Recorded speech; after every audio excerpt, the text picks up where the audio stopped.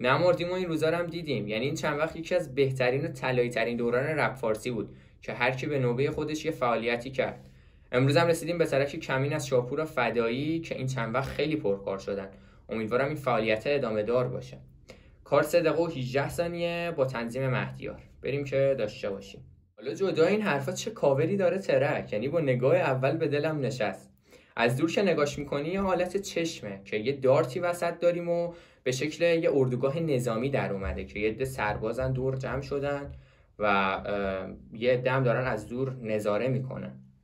خیلی دیتیلش زیاده، یعنی بخوایم روش زوم کنیم یه ساعت فکر کنم طول بکشه. مثل همیشه ترکونده. بریم ببینیم که کار چطوری است.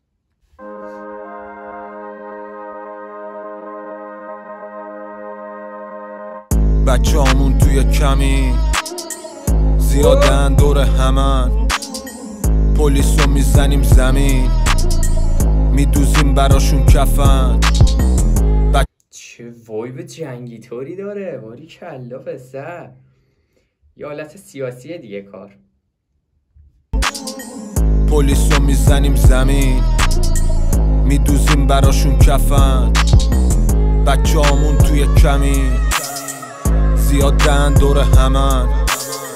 چه بیتی زده مهدیار، یعنی مثل همیشه قلبو داره تکون میده. به نظرم تیم قدره. پلیسو میزنیم زمین میدوزیم براشون کفن. ما زیادیم شما کمین، کمک نمیخوایم از کسی، کم مونده که پس. حاجی بیتو داری رو خدایی، چه چنجی زد. انقدر که بیت بوله اصلا منو محو خودش کرده. اصلا نمیبینم شاپور داره چی میگه. هرچی بگم کمه از این مهدیار. ما زیادیم شما کمین، کمک نمیخوایم از کسی، کم مونده که پسی خورش کنیم کلان و برو جیگر دندون مزا کمی دوون بیار همین. رو دوری منگال لوپ شاپور 140 میگازه با یه کوب رو به جلو، پشت سرم پر پوکه کیفم کوک دوش. قشنگ این افکت دارم انداختاش میگازید. همونطور که گفتم یه حالت جنگی داره، یعنی یه جورایی داره کاورم توصیف میکنه. 140 میگازه با یه کوب رو به جلو، پشت سرم پر پوکه کیفم کوک دشمن گو خورش ملسه انگا خوکه، مثل که مغز ندارن تو جمجمه پشت چشا پوکه. باری کلا چقدر خفن توصیف کرد، یعنی دشمنو با خاک یکسان کرد. میگه دشمنم گوخوره دیگه، مثل خوکه. همونطور که میدونی خوک هم اون نجاست خودشو تغذیه میکنه دیگه. که دشمن گو خورش ملسه انگا خوکه، مثل که مغز ندارن تو جمجمه پشت چشا پوکه. که میگن همه چی داری پس چه مرگته، رو رپ حساب میکردیم بود کلامون پس معرکه. من بیتامو میکشم چه برسه به شما، نوک خودکارو میذارم رو قلب سرد شعر. باید بود دو بدخامون بنی جای دستش، یه رو نمیفهمن کشتنش یا بیماری رفته. این بدخواه دوباره لفظی بود که توی ترک قبلی فدایی استفاده کرده بود دیگه. بنازم بنی جای دستش، یه رو نمیفهمن کشتنش یا بیماری رفته. دیدی نیستیم فکر کردی همه چی تمومه، بشین ملتفت تکمیل همه چی تمومه. ببین جنس دارم بیشتره یه پاسا پرام واجی. اینجا رو میتونیم یه تیکه بگیریم دیگه. اول اینکه این تمومه یه جناس شد. میگه شما فکر نکنیم ما یه جا وایسادیم و سکوت کردیم، ملتفت همه چی تمومه. این تموم آخر میتونه که به گاتپوری باشه اگه اشتباه نکنم. دلتو خوش نکن که یه جا نشستیم صدامون در نمیاد، به وقتش کارو در میاریم. نیستیم فکر کردی همه چی تمومه، بشین ملتفت تکمیل همه چی تمومه. ببین جنس دارم بیشتره یه پاساژ، زنگ خورم بیشتره یه آژانس، دست تو بندا بهم نگو. حالا اینجا مثلا ادعای مواد فروشی کرد که مثلا جنسام زیاده و زنگ خورم زیاده در حد یه آژانس. خیلی توصیفای قشنگی میکنه. اون افکتی خنده خانوم بک چی میگفت؟ تا حالا همچین چیزی نداشتیم و اگه دقت کرده باشین. یه بار دیگه بریم. زنگ خورم بیشتره یه آژانس، دست تو بندا بهم نگو داداش، چاقال خلافکاراش به من میگم بابا. بچه هامون توی کمی میگه هنوز خیلی جوجویی دیگه، واسه ما فاز داداش ماداش بر ندارم. من خیلی گردن کلوفتر از این حرفام، همه به من میگم بابا.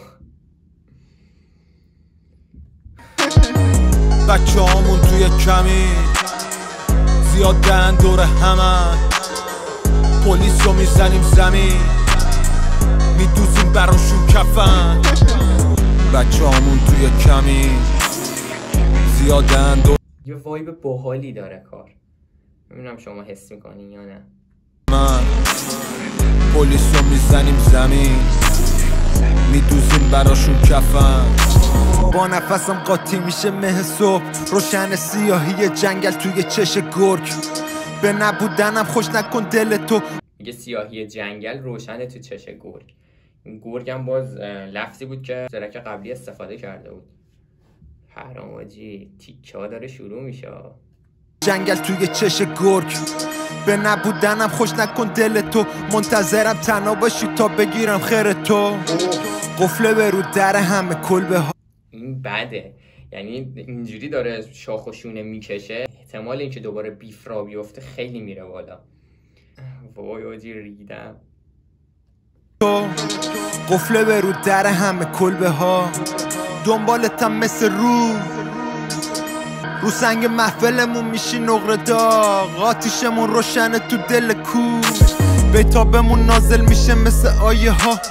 واسمون راهو وا میکنن قاتلا تا به جنبی دور تو تار. خیلی فلوبازی خفنی میکنه فدایی. یعنی دقت کردیم اون 3 تا ترک قبلی هم که از ملتفت ریلیز شد یه ماه پیش بود اگه اشتباه نکنم، یعنی فدایی یه ورژن خیلی باحالی ازش داشتیم که اینجا هم دوباره اون فدایی یه ماه پیشو داریم.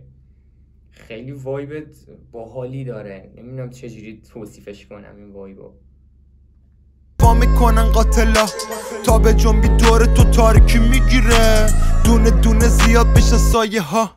میگیره رو چقدر بال گفت، یه تا به جنبی تاریکی دور تو میگیره. ولی کلا بسه تاریکی میگیره، دونه دونه زیاد بشن سایه ها. اگه خیز بردارم میذارید پا به فرار، پیدات میکنم من تو برید تو غار حرا. یادت نره آدم وحشی ترین حیوان جنگل، کاسه سرتونو میکنم جام شراب. گاو درسته میچرخه روات. اینجاش هم فشته دیگه، چی وحشی تر و باهوشتر از انسان. دقیقا همینطوره. میگه صبرم و لبریز نکن دیگه، به وقتش نشون میدم با کی طرفی. گاو درسته میچرخه رو آتیش، قافیه ها مثل سیخ فولادی. شکارچی ماهر همیشه ساکته، دریا قبیر قبل سونامی. بچه هامون توی سونامی با آرامش قبل طوفانه دیگه. اینطور که بوش میاد فدایی میخواد کارو شروع کنه دیگه. میگه تا الانم آروم نشستیم، این یه آرامش قبل طوفانه دیگه به قول گفتنی. سونامی هم یکی از ترکاش بود اگه اشتباه نکنم. زیادن داره همه، پلیس رو میزنیم زمین میدوزیم براشون کفن. یعنی قشنگ مهدیار صد خودش رو گذاشته پای کار، یعنی هر بیتی رو میترکونه، قشنگ انگار داره صحبت میکنه. واقعا پشمام ریخته از دست. یعنی به جرأتش از خفن ترین و نامبر وان ترین بیت زنای رپ فارسیه. یعنی یه وایب دیگه ای من میگیرم با آهنگاش.